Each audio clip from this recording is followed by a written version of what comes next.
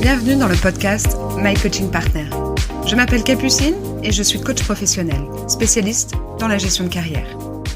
Ici, on parle de carrière, de transition professionnelle, de prise de poste et de retour à l'emploi avec des conseils concrets, de l'inspiration et des clés pour passer à l'action. Si vous cherchez à dynamiser votre parcours professionnel, à naviguer sereinement à travers une transition ou à vous épanouir dans un nouveau rôle, ce podcast est fait pour vous. Bonne écoute! Il y a 3 semaines, une cliente m'a appelée parce qu'elle est en pleine recherche d'un nouveau poste dans une nouvelle entreprise. Directrice de communication, un parcours impressionnant, une 15aine d'années d'expérience, et pourtant, elle venait de passer à côté de postes qui l'intéressaient pour la 3e fois en 6 mois. Quand je lui ai demandé ce qui s'était passé, elle m'a dit « Je réponds à toutes les questions, je mène un entretien que je juge comme correct. Je connais mon métier sur le bout des doigts, mais à chaque fois, ils me disent que je n'ai pas le profil pour le poste. » Le problème n'était pas ses compétences. Le problème, c'était sa façon de répondre et de mener l'entretien. Elle agissait comme une candidate qui justifie son parcours et non pas comme une personne qui vient démontrer sa valeur. Si vous préparez un entretien, cet épisode va vous faire gagner des semaines de préparation. Parce qu'aujourd'hui, je vais vous donner les 10 questions les plus posées en entretien. Mais surtout, je vais vous montrer comment y répondre pour vous démarquer des 50 autres candidats qui sont en compétition avec vous. À la fin de cet épisode, vous saurez exactement pourquoi ces questions sont des pièges, quelle est la différence entre une réponse correcte et une réponse stratégique, et comment structurer vos réponses pour démontrer vos réelles qualités pour le poste. Vous repartirez également avec un outil concret. Il s'agit de la matrice STAR que j'utilise notamment avec tous mes clients en coaching recrutement. On va d'abord voir pourquoi ces questions sont faites un petit peu pour vous piéger. Ensuite, on va décortiquer ces 10 questions une par une avec des exemples concrets. Et enfin, je vais vous donner ma méthode de préparation en 3 étapes pour arriver à votre entretien avec une confiance totale. Allez, on y va.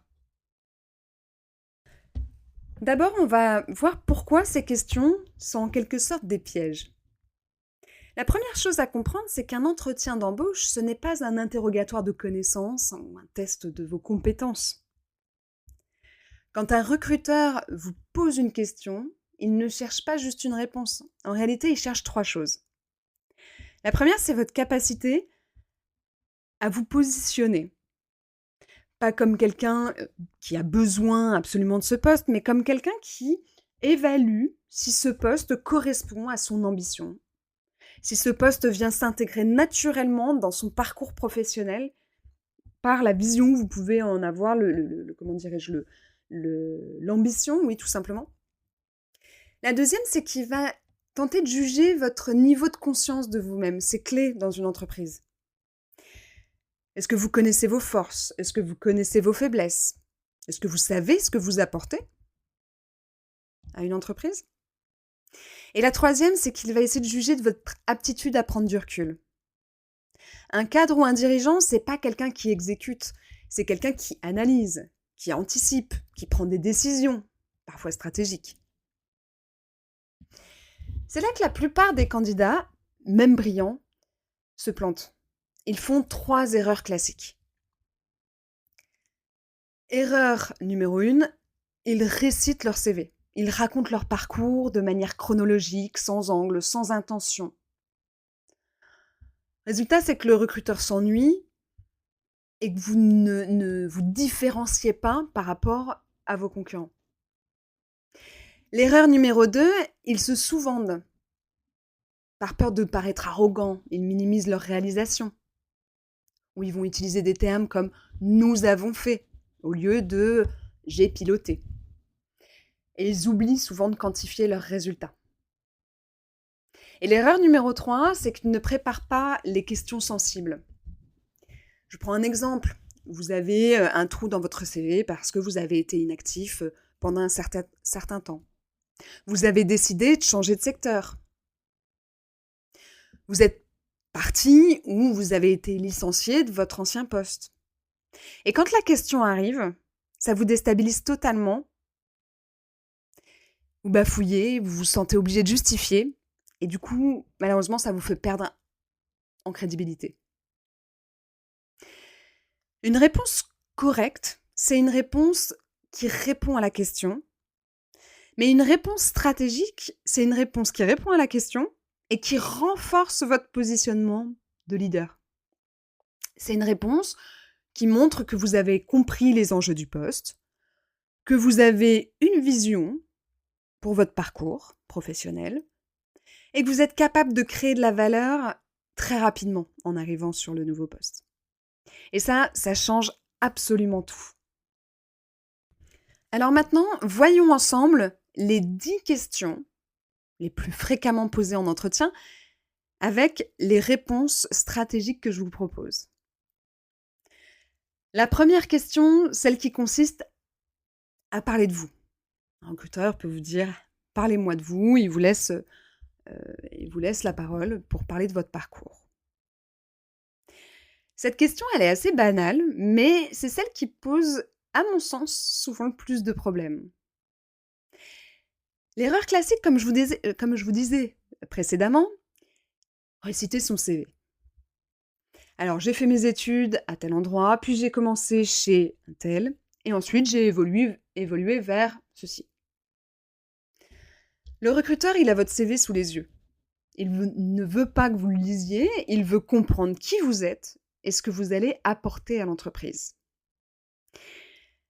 La réponse stratégique que je vous suggère sur cette question du « parlez-moi de vous », c'est un pitch de 2 minutes, orienté valeur. Je fais une petite parenthèse. Dans un entretien, comme dans tout échange, ça peut être des échanges commerciaux ou dont on n'est pas très loin sur l'entretien d'embauche, ne monopolisez pas la parole. Je dirais pas qu'il faut atteindre le 80-20 d'une discussion, d'un rendez-vous de vente, mais en fait, il faut rééquilibrer la parole. Là, si vous rentrez dans une longue explication de votre CV, dans une récitation de votre CV, vous pouvez rapidement être dans un tunnel, vous retrouver dans un tunnel de 15-20 minutes. Et ça, c'est pas OK parce qu'en fait, il faut vraiment l'imaginer comme un échange tout à fait interactif. On se pose des questions, on vient chercher des informations d'un côté comme de l'autre. Je referme cette parenthèse. Donc, comme je vous le disais, la réponse stratégique à cette question du « parlez-moi de vous », c'est un pitch de 2 minutes orienté valeur. Avec comme structure qui je suis aujourd'hui, mon expertise différenciante et pourquoi je suis là devant vous. Je vais vous donner un exemple. Je suis directrice marketing avec 15 ans d'expérience dans le luxe. Ma spécialité, c'est la transformation digitale des maisons. J'ai piloté 3 repositionnements de marques qui ont généré entre 15 et 30% de croissance sur les marchés asiatiques. Ce qui me différencie, c'est ma capacité à allier respect de l'héritage et innovation. Et c'est exactement pour ça que votre poste m'intéresse. Vous cherchez quelqu'un qui sait faire rayonner une marque auprès des nouvelles générations. Vous voyez la différence ? En 2 minutes, vous avez posé votre expertise, quantifié vos résultats et montré que vous comprenez les enjeux du poste. La deuxième question qui déstabilise généralement en entretien, c'est pourquoi quittez-vous votre poste actuel ? L'erreur dans la réponse, ce serait de critiquer votre employeur actuel. Même si c'est vrai, même si vous avez tout un tas de bonnes raisons, ce n'est pas une bonne idée parce qu'en fait, ça va vous positionner en victime. Et un recruteur n'aime pas tellement embaucher une victime. La réponse stratégique que je vous invite à travailler, c'est plus l'angle de l'évolution et de l'ambition. Je vous donne l'exemple. J'ai beaucoup appris dans cette entreprise. J'ai mené 3 lancements produits réussis, structuré une équipe de 15 personnes. J'ai atteint tous mes objectifs. Maintenant, je cherche un environnement où je peux piloter une transformation à plus grande échelle. Votre poste m'offre cette dimension stratégique que je veux développer. Avec cette réponse, vous ne critiquez personne. Vous montrez que vous avez fait le tour de votre poste actuel et que c'est tout à fait légitime de chercher à grandir sur un autre poste. La troisième question, c'est quels sont vos défauts? Cette question, tout le monde la déteste. Et pour cause, c'est un piège à double détente. La première erreur, ce serait le faux défaut. Je suis perfectionniste, je suis trop exigeant avec moi-même. Tout le monde a déjà entendu ça 1000 fois et ça passe plus. L'erreur numéro 2, ce serait le vrai défaut sans mise en perspective. Je suis très impatient. Ok, et alors? Qu'est-ce que tu fais pour gérer ça? La réponse stratégique, c'est de prendre un défaut réel et de le transformer en atout contextualisé. Je vous donne l'exemple.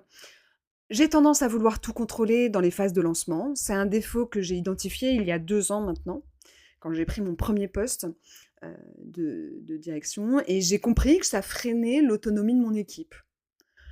Depuis, j'ai mis en place 2 rituels, des points hebdomadaires pour aligner la vision et une règle personnelle de délégation à 80% sur la partie exécution. Résultat, mon équipe est montée en compétences et moi, je peux me concentrer sur la stratégie. Ici, vous allez vraiment montrer de la conscience de vous-même, de votre capacité d'apprentissage et de l'impact mesurable. La 4e question, c'est où vous voyez-vous dans 5 ans? Cette question, elle teste 2 choses. Votre ambition et aussi votre alignement avec l'entreprise qui vous reçoit. L'erreur, ce serait d'être trop vague. Par exemple, je me vois évoluer dans l'entreprise. Ou trop précis. Je veux votre poste dans 3 ans. Les 2 ne fonctionnent pas. La réponse stratégique que je vous invite à formuler, c'est une ambition alignée avec la trajectoire de l'entreprise. Dans 5 ans, je me vois piloter une direction marketing complète dans une maison de luxe en forte expansion internationale. J'aimerais avoir contribué à structurer une organisation moderne, former des talents et participer au doublement du chiffre d'affaires sur au moins 2 marchés stratégiques. Ce qui m'attire chez vous, c'est justement cette dynamique de croissance qui me permettrait de construire ce parcours. Là, vous allez vraiment montrer de l'ambition et vous allez vous ancrer dans la réalité de l'entreprise. La 5e question, c'est pourquoi vous et pas un autre? C'est la question de différenciation et c'est votre moment de briller. L'erreur que beaucoup font, c'est de rester dans des généralités. Je suis motivé, sérieux, compétent. Oui, comme en fait les 50 autres candidats. La réponse stratégique, c'est d'annoncer 3 différenciateurs concrets, avec comme structure une expertise unique, des résultats mesurables et un fit culturel entre vous et l'entreprise. Je vous donne un exemple. 3 raisons. D'abord, je suis l'un des rares profils du marché à avoir piloté une transformation digitale complète dans le luxe, avec des résultats mesurables, plus 30% de croissance sur le e-commerce en 2 ans. Ensuite, je maîtrise parfaitement vos 2 marchés prioritaires, la France et l'Asie, grâce à mes 3 ans à Hong Kong. Et enfin, je partage votre vision d'un luxe accessible sans être démocratisé. C'est exactement le positionnement sur lequel j'ai bâti ma dernière stratégie. Ici, vous n'êtes pas en train de dire « je suis le meilleur ». Vous démontrez pourquoi vous êtes la bonne personne. 6e question, parlez-moi d'un échec professionnel. Ça, c'est une question redoutable parce qu'en fait, elle vous demande de vous exposer. L'erreur, ce serait de minimiser. Je n'ai pas vraiment eu d'échec, ou au contraire, de dramatiser. J'ai complètement raté ce projet, tout le monde était furieux. La réponse stratégique, elle va s'axer sur un échec réel, l'apprentissage que vous en avez tiré, et un résultat positif qui en est ressorti. Par exemple, il y a 3 ans, j'ai lancé une collection capsule qui a été un échec commercial. On a vendu seulement 40% du stock prévu. Mon erreur, ça a été de valider le concept sur des études qualitatives sans tester le prix auprès de notre cible réelle. Résultat, le produit était trop cher pour nos clients existants, trop accessible pour la nouvelle cible visée, et j'en ai tiré 2 leçons. D'abord, toujours tester le couple produit-prix avant de produire, et ensuite, de segmenter beaucoup plus finement notre cible. L'année suivante, en appliquant cette méthode, on a lancé une nouvelle ligne qui a surperformé de 120% par rapport à nos forecasts de vente. Ici, vous allez montrer de l'humilité et la capacité d'analyse. Surtout, vous transformez un échec en levier de performance. 7e question, ça va être comment gérez-vous la pression? L'erreur, ce serait de répondre je travaille bien sous pression, parce que c'est en fait assez vague et ça rassure personne. La réponse stratégique que je vous invite à formuler, elle mêle méthodologie concrète pour gérer cette pression et de l'illustrer avec un exemple. Ça peut être je gère la pression par la priorisation et les rituels. Concrètement, en période de lancement, je commence chaque journée par identifier mes 3 priorités non négociables. Je bloque 2 heures de deep work le matin pour avancer sur la stratégie. Et je maintiens un rituel de déconnexion. Sport 3 fois par semaine, pas de mail après 21h. Et comme exemple concret, lors du lancement de notre dernière collection, on a eu une rupture fournisseur à J-15 et j'ai immédiatement convoqué une cellule de crise, priorisé les 3 marchés stratégiques, trouvé un fournisseur alternatif en 48 heures et on a livré avec seulement 5 jours de retard au lieu de 3 semaines. Là, vous montrez vraiment en fait votre méthode et vous prouvez que ça marche et ça rassure énormément. La question 8, c'est quelles sont vos prétentions salariales? Ça, c'est vraiment la question la plus stressante pour beaucoup. Et l'erreur qu'on peut faire, c'est de donner un chiffre trop tôt ou au pire de demander quel est votre budget en premier. Ce que je vous invite à faire, c'est de créer le contexte avant le chiffre. Ma rémunération actuelle se situe dans une fourchette de marché cohérente avec mon niveau d'expérience et mes responsabilités. Ce qui est important pour moi, c'est d'abord de valider qu'on est aligné sur le périmètre du poste, les enjeux et les objectifs. Et une fois qu'on sera clair sur ces points, je suis certaine qu'on trouvera un accord sur la partie financière qui reflète la valeur que j'apporte. Alors si la personne insiste en face, vous pouvez répondre sur un poste de ce niveau, avec mon expérience et les résultats que j'ai démontrés, je me positionne entre X et Y K euros, variables incluses, selon le package global. Vous ne vous bradez pas, vous ne fermez pas la porte, et vous restez en position de force. Question 9, c'est avez-vous d'autres opportunités? Alors ici, les recruteurs testent en réalité votre valeur sur le marché et votre niveau de motivation. L'erreur, ce serait de mentir. Oui, j'ai 3 autres offres. Si c'est faux, ça se sentira. Ou à l'inverse, de tout dévoiler. Non, vous êtes ma seule piste. La réponse que je vous invite à faire, ça va être de créer de la rareté sans mentir. Je suis en discussion avec 2 autres entreprises sur des postes similaires, mais je suis très sélective dans ma recherche. Je ne candidate que sur des postes où je peux avoir un impact réel et où la culture d'entreprise correspond à mes valeurs. Votre proposition m'intéresse particulièrement parce que vous avez cette dimension internationale et cette ambition de transformation que je recherche. Là, vous allez vraiment montrer que vous êtes recherché, mais que vous êtes aussi là par choix et pas par défaut. Et enfin, la dernière question, c'est lorsque le recruteur vous demande « Avez-vous des questions ?» Et en fait, celle-ci, elle va faire toute la différence en fonction de la réponse que vous allez donner. L'erreur qu'il ne faut pas faire, c'est « Non, vous avez tout dit » ou bien poser des questions un peu basiques, quelle est la politique de télétravail, etc. Je vous invite à faire une réponse stratégique avec 3 questions qui montrent votre niveau. Une question stratégique avec quels sont les 3 enjeux prioritaires que vous attendez de moi dans les 6 premiers mois.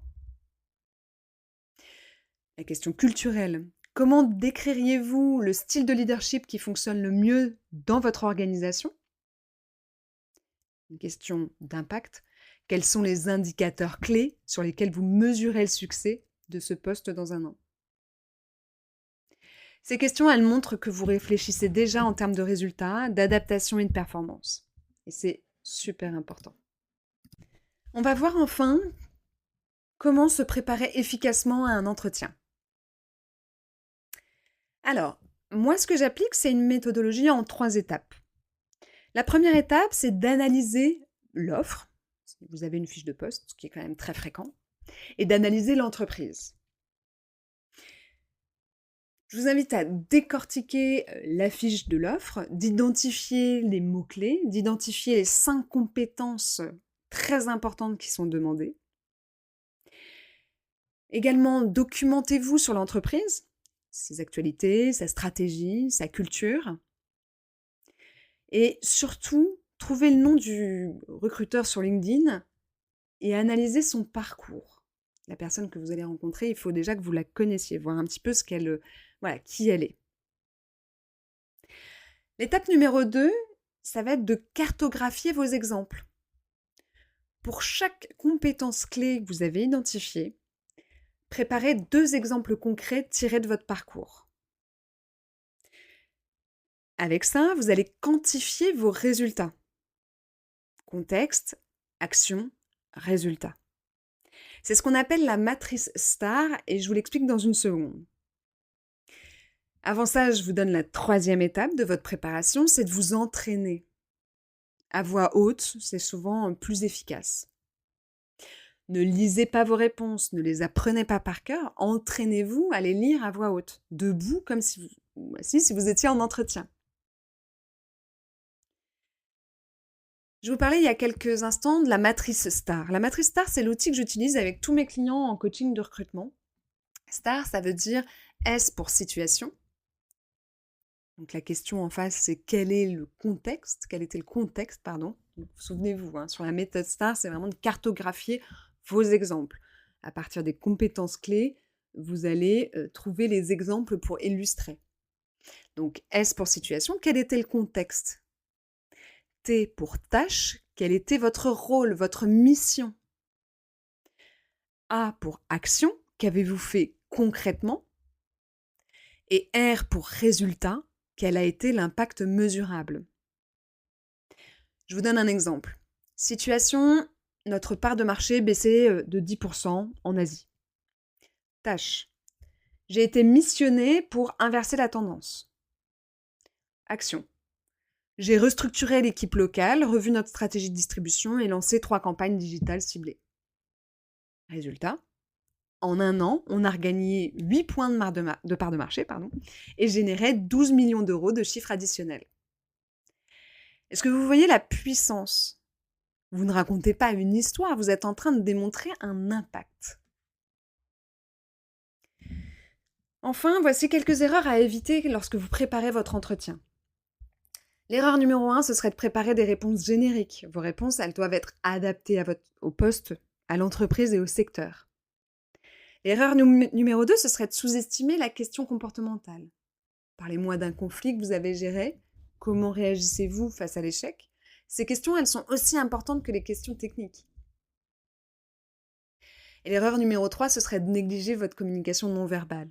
On aura l'occasion d'y revenir sur d'autres épisodes, mais votre posture, votre regard, votre énergie comptent autant que vos mots. Alors entraînez-vous en conditions réelles. On arrive à la fin de cet épisode. Si vous devez retenir qu'une seule chose, c'est que la préparation, c'est vraiment ce qui va faire la différence entre un candidat parmi d'autres et un candidat qui va marquer les esprits. Les 10 questions qu'on a vues aujourd'hui, elles ne sont pas des pièges insurmontables. Ce sont des opportunités vraiment de démontrer votre valeur, à condition que vous sachiez comment les aborder. Maintenant, si vous préparez un entretien stratégique pour un poste et que vous voulez être accompagné pour construire vos réponses, affiner votre posture et arriver à cet entretien avec une confiance totale, je peux vous aider.